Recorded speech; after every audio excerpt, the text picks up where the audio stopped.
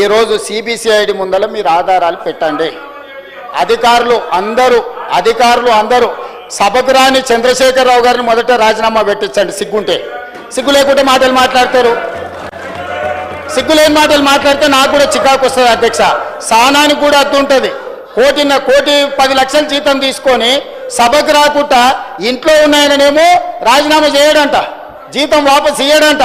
రోజు 18 గంటలు చేసి 4.5 లక్షల ఇందిరమ్మ ఇండ్లు కట్టించి ఈరోజు లక్షలాది దళితుల గిరిజనులకు ఆదివాసులకు ఇండ్లు ఇచ్చి వాళ్ళ ఇళ్లలో వాళ్ళ కళ్ళల్లో వాళ్ళ ఇండ్లలో వెలుగు వాళ్ళ కళ్ళల్లో ఆనందం చూసే పొంగులేటి శ్రీనివాసరెడ్డి రాజీనామా చేయాలంట.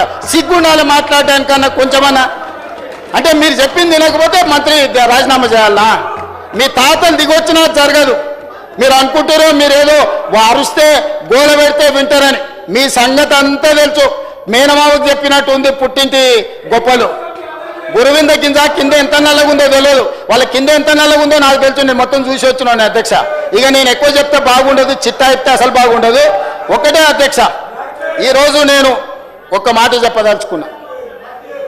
రాజకీయంగా ప్రతిపక్షంగా వాళ్ళ అంశాలు లేవనెత్తడం, నిరసనలు తెలపడం, ధర్నా చేయడం, వాళ్ళు ఈ రకంగా ఏ డిమాండ్ చేసినా ఒక్క నిమిషం కేటీఆర్ గారు దయచేసి వినండి.